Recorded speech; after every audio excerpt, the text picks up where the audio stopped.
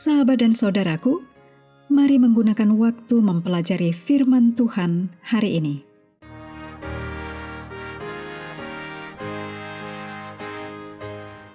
Hari Jumat tanggal 5 Desember ini merupakan bagian pendalaman dari judul Yosua Sejati.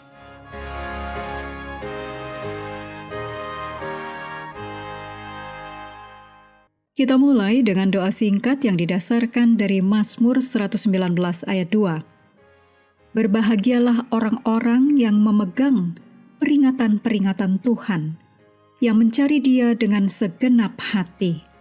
Amin.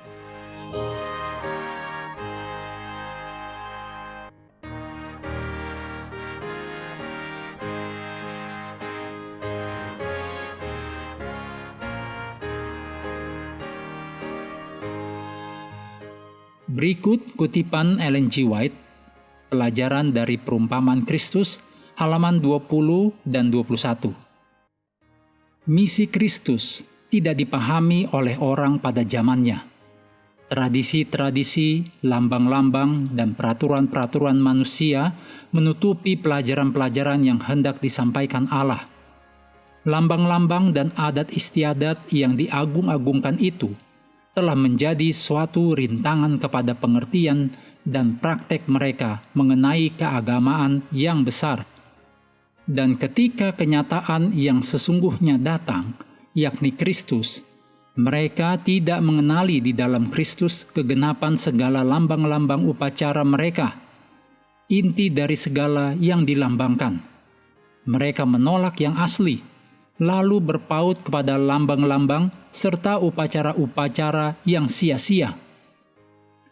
Putra Allah telah datang, tetapi mereka tetap saja meminta suatu tanda. Berita, bertobatlah sebab kerajaan surga sudah dekat, yang ditulis dalam Matius 3 ayat 2, dijawab dengan permintaan tanda mujizat. Injil Kristus merupakan batu sandungan bagi mereka, sebab mereka menuntut tanda-tanda gantinya seorang juru selamat. Mereka mengharapkan agar Mesias membuktikan pengakuannya dengan tindakan-tindakan yang gagah perkasa untuk mendirikan kerajaannya di atas reruntuhan kerajaan-kerajaan dunia. Harapan-harapan seperti ini dijawab Kristus dalam bentuk perumpamaan seorang penabur. Bukan dengan kekuatan angkatan bersenjata, bukan pula dengan kekerasan.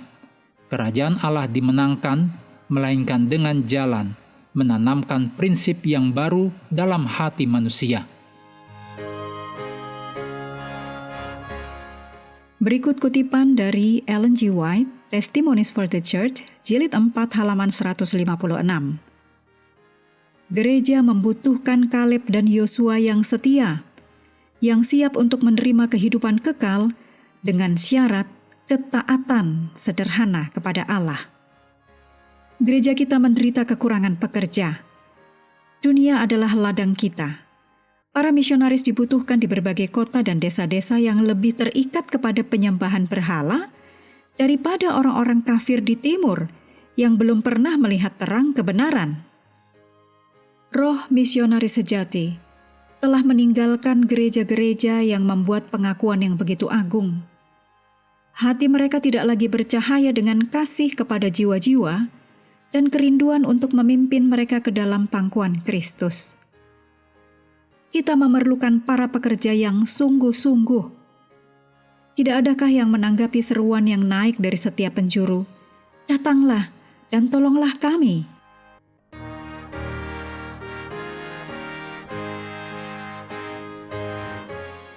Berikut adalah hal-hal untuk diskusi. Yang pertama, diskusikan bagaimana tipologi Alkitab menolong kita untuk lebih memahami pelayanan Yesus Kristus demi kita. Yang kedua, diskusikan bahwa peperangan rohani kita seperti penaklukan Kanaan. Juga bagaimana hal itu berbeda. Yang ketiga, diskusikan penggenapan penuh dari tipologi Yosua. Gambaran dunia tanpa rasa sakit, penderitaan, dan kematian memberi kita pengharapan yang nyata dalam pergumulan hidup sehari-hari. Yang keempat, Yosua mencerminkan karakter Allah sampai pada tingkat menggambarkan pelayanan Kristus. Diskusikan cara-cara praktis yang dapat kita lakukan untuk mengizinkan Yesus merefleksikan karakternya di dalam diri kita secara lebih lengkap.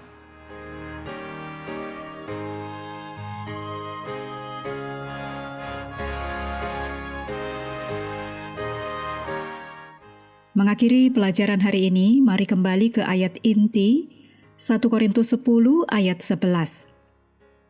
Semuanya ini telah menimpa mereka sebagai contoh dan dituliskan untuk menjadi peringatan bagi kita yang hidup pada waktu di mana zaman akhir telah tiba.